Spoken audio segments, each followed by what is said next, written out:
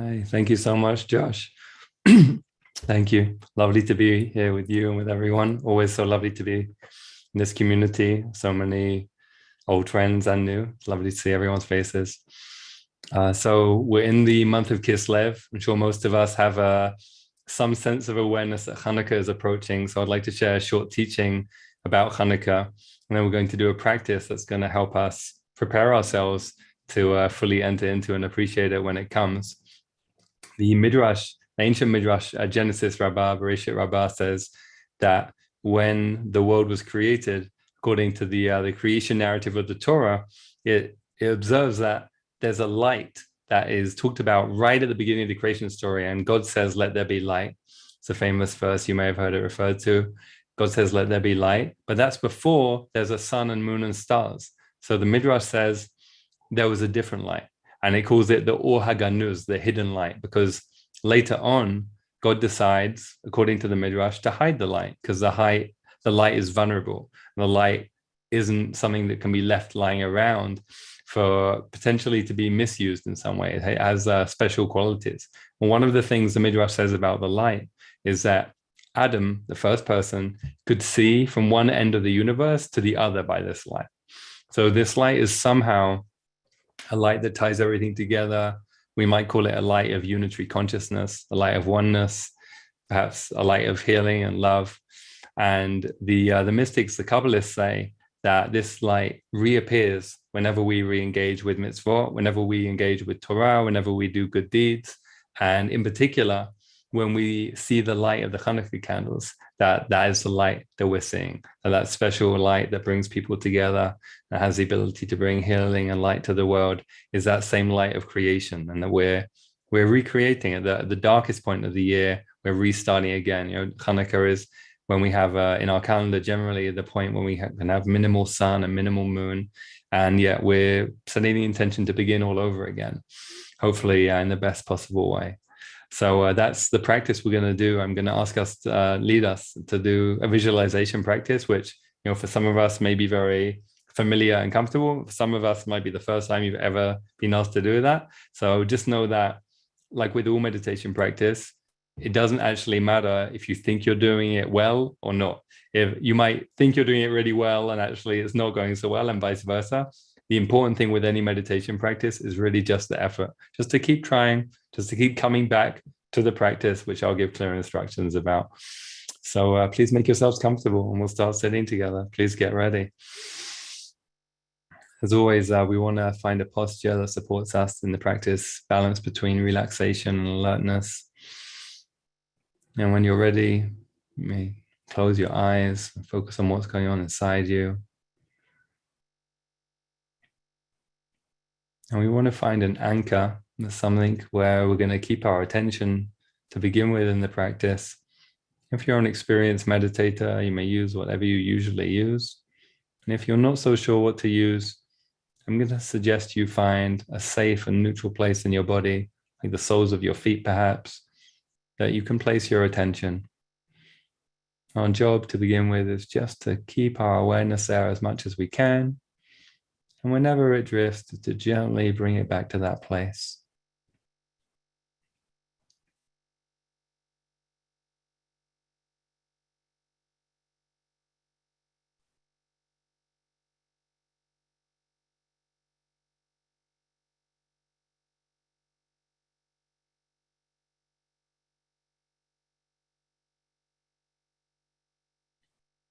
Investing curiosity and kindness in our anchor. Compassionately asking, what's going on there right now? What can I feel in the thing I've chosen right now?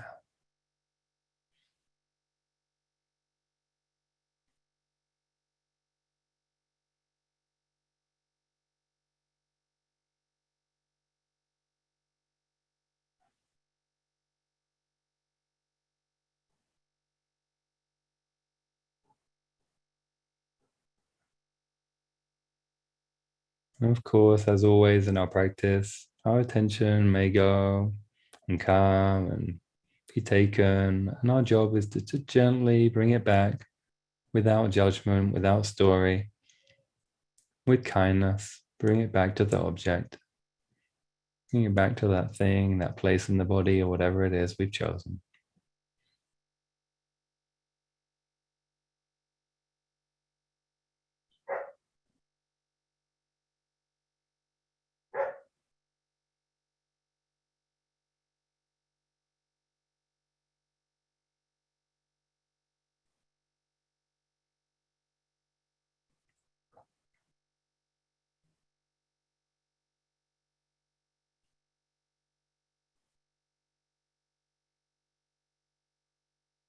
And throughout the practice, we're going to keep some of our attention with our anchor to help keep us grounded.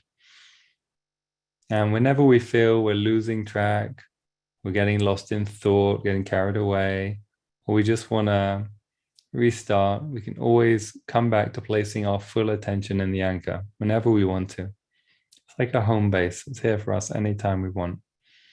In this practice and also throughout our lives, just come here, feel a sense of safety.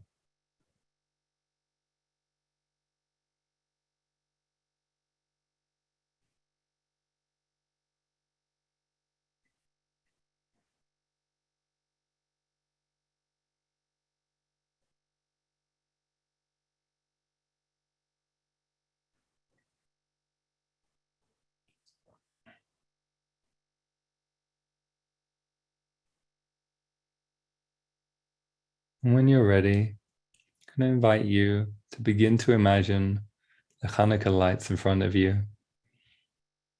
If you like, they might be the very ones that you yourself light, in the very setting that you yourself experience them in. Maybe some other setting comes to mind. Whatever's coming for you right now is great. And as I said before, it's just a muscle which we may have used and we may not have used regularly before. So it may be very easy to do and it may not be. Important thing is just to try, just to gently keep trying and come back to the anchor whenever we need to.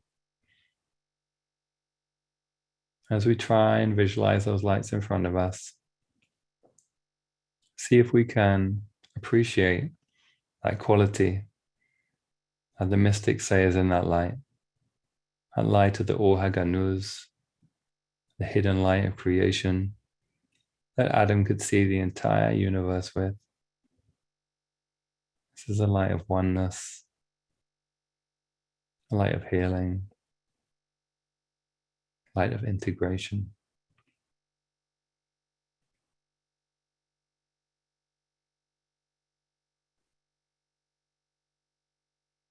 And let's sit quietly together, trying to experience that light for ourselves and share it with others. See how that feels in our body. See what happens to all the different parts of our being as we appreciate that light. And then we imagine it spreading out, spreading to everyone here in this sit, to all those we care about, all those we know in the world, and eventually to all people and all beings. Let's sit quietly now and keep trying to appreciate and enjoy that light and come back to the anchor whenever we need to.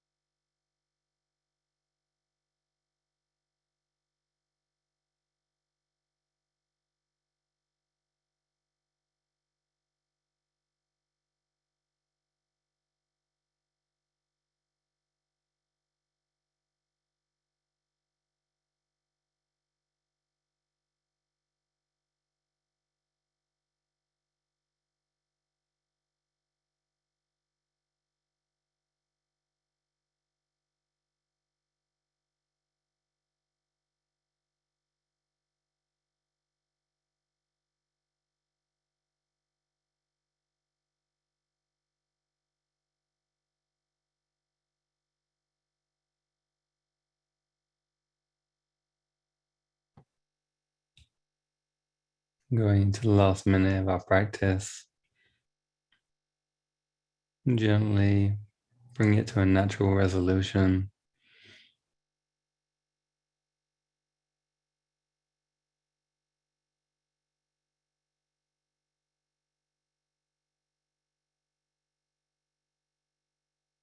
Allow yourself time to come back to being firmly in your body if you're anywhere else.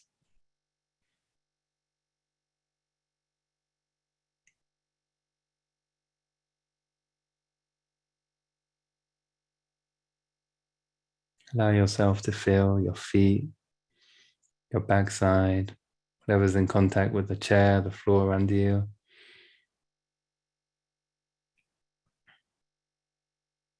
When you're ready, we'll come back together. We'll open our eyes. I thank everyone for going along for the ride, whether that was familiar territory or very much not. It was a little experimental.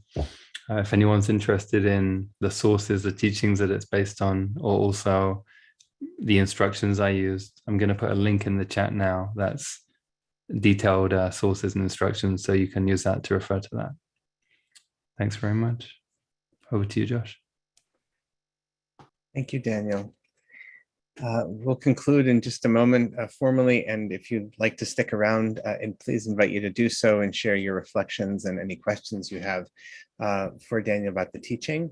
And we're going to give those who are reciting Kaddish now a chance to do that in memory of loved ones or others who you're holding in your heart. If you'd like to put the name of whoever you're saying Kaddish for in the chat, you feel welcome to do so. And we have the text up here, and you're welcome to unmute and join with me in reciting the Kaddish. Yitkadal, Amen. Amen.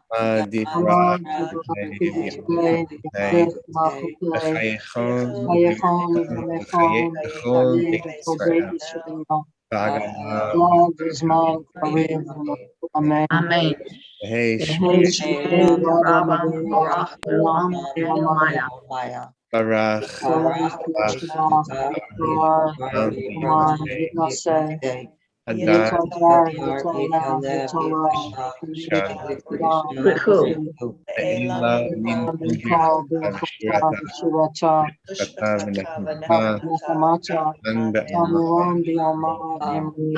Amen. Yehei Shlomo Rabban Shemaya V'Chaim Aleinu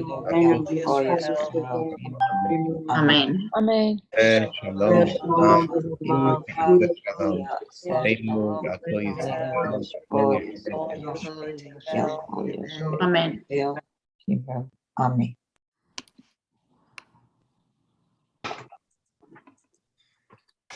All right.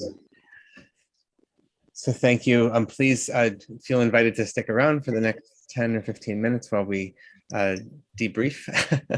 And if you are leaving us now, I want to wish you a tzedchem l'shalom, going in peace. And please join us back here. We're here Monday to Friday, 12:30 Eastern. So Daniel, thank you again. Always a delight to have you with us today. And I'd love to just invite again, if you have questions or comments, to put them in the chat. I wonder about the image that, just to elaborate, if you or give you a chance to elaborate a little bit more for you in that practice. Really, where does it take you, or what comes up? What if you can share, what arises for you, and what do you find that kind of visualization practice maybe helps you to do? Sure. Thanks so much for having me and for the question. It really varies. As with a lot of practices we do, it's really different every time we do it. And just now, for example, I really find myself going to Hanukkah candles I'd lit at various points in my life, which happened to be memorable for me because, of who I was with or when I was in my life, or, it being a particularly powerful experience. But other times I've done the practice, I've been inspired by the teachings, which I pasted the link there so folks can see. Some of the teachings which talk about this practice talk about the temple, and they talk about the original Hanukkah, and they talk about the Messianic temple, and so on. And we have, Hasidic texts from masters like the Noam Elimelech, who talks about that being a regular visualization practice of like when we pray, imagining ourselves in the temple. So that's something I used to do regularly, and so it's still kind of like something I go back to sometimes. Thinking of myself in this place of hope, and a place that's like bringing peace to the world, and so on. And like kind of enjoying that light and enjoying sharing and emanating that light outwards. But tonight it was more personal. Tonight it was more like I said, like kind of like memories from my past lives. I got muted. I have a question that came in that said, can you elaborate more on the divine light at the start of creation of the Or HaGanuz? And yeah, do you want to give a little mini course on the primordial light? Sure. What can I say about it? I mentioned before that it's actually implicit in the Torah, because it says at the beginning, right at the beginning of creation, God says, "Let there be light," and then there was light. Yehi-or v'yehi-or. And the Midrash seems to be making a valid point that the sun and the moon and the stars are not there yet. So there's something to it. And then the stories the rabbis tell about it, as I mentioned a little bit, like that Adam can see the whole universe by this light, and that whenever we connect to good deeds, to mitzvot, and to things like the Hanukkah candles or to Torah, we can access it somehow. But interestingly, I mentioned before, it's vulnerable. Like it needed to be hidden. It has to be Or HaGanuz, means the hidden light, because anything that can be used for good, apparently, potentially, could also be used in some way that isn't good. And I don't know exactly what that would look like, exactly what that means, but it is an interesting comment on the nature of our world and the nature of our practice. I think also, somebody could do a concentration practice, as we all know, develop very, very powerful mental meditative faculties, and then God forbid use that not compassionately, right? So like maybe it's a teaching about how we access our higher selves, and that we say mindfulness training that we need the strong focus, but you also need the compassion, and these are like the two really key pillars of the practice to make sure we're not only getting strong in the practice but also directing it in the right way. And it's also interesting that just even phenomenologically, right, when one is sitting, I realize I actually haven't done this in a very long time, but like to actually sit with my eyes closed in the dark, right, that there's light there, right, that you can experience. It's not just darkness, right? So there is a different kind of light even in our own experience physically, right? We have that sensation of, you can see light in the inside of your eyelids or whatever. You have that experience. So okay, let's see, here we go. We've got a question from Lori that says, in the expanding shining light of consciousness so accessible through this beautiful practice, how can we tell the difference between kol damama daka, the still small voice that finds voice in the light, versus the thinking mind thoughts that sneak in? First of all, I just want to say in response to what you just said, that I really want to encourage everybody here, and tell a friend to tell a friend to tell a friend, that at least once over Hanukkah, give yourself the gift of lighting the candles in the dark, and giving yourself the gift of really just having time to actually enjoy them and look at them. For me, I have young kids at home. That means I do candle lighting with the kids. There's yelling and screaming and presents and mess and jelly and donuts. And then there's another candle lighting later where I can actually just sit and enjoy them. And I really want to encourage folks to enjoy that opportunity, especially in the dark if you can. It's great. Anyway, sorry, back to that question. How can we tell the difference between the kol damama, how that finds way from light, versus the thinking mind thoughts that sneak in? Yeah, that's a great question, isn't it? I think over the years of practice, I've learned just to trust that if we keep coming back to the object, what we are trying to focus on, whatever that is, whether it's like place in our body or the visualization, whatever it is, then anything that really needs to be said, to be heard, to be felt, will be, and that anything that needs to just arise and then fall away will do that. And so that it's really a tremendous gift of focusing on one thing, on the basic,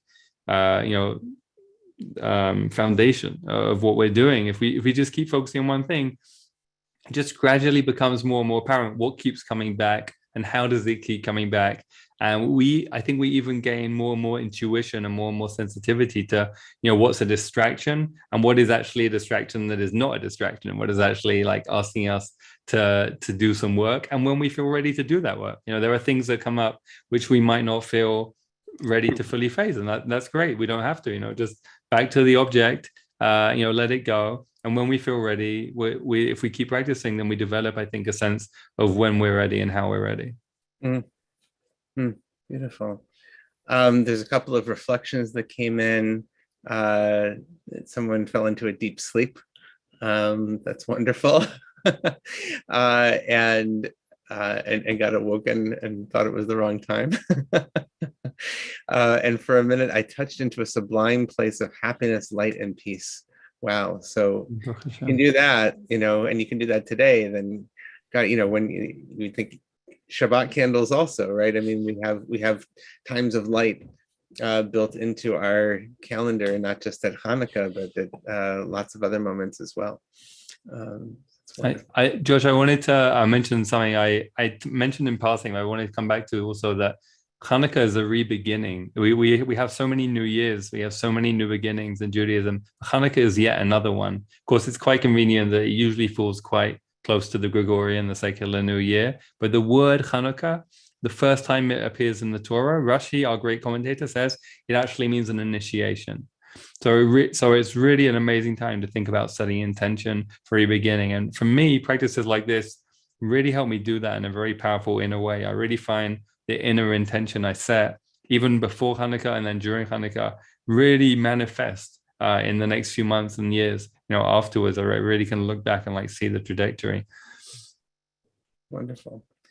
Adi's just sending me a reminder also that all of the meditations, today and going back, at least for in the recent past, are all on our YouTube channel. And so you should definitely check that out. And he also tells me that we're 915 subscribers, and we really want to hit 1,000 by the end of the Gregorian calendar by December 31st, just a nice little internal goal. And so if you want to help boost us over that and click subscribe on YouTube, that's great. I also want to give a plug for Daniel's own organization, Applied Jewish Spirituality, which is really wonderful work and has its own courses and own programs based in Israel and reaching around the world. And so we're just really glad to be able to give this platform and have, there's so many wonderful people doing so much great work in this community. And we're just thrilled that you're here sharing your Torah and your practice with us today, Daniel. So thank you. Thanks, Josh. It's really lovely to be with you and everyone. Right. Wonderful. And there's a couple more that are just coming in. All right. Thank you so much for sharing your reflections. We will be back here again tomorrow, as always, at 12:30 Eastern, and hope you can join us then. And if not, whenever you can. Thanks, everyone. Be well. We'll see you soon.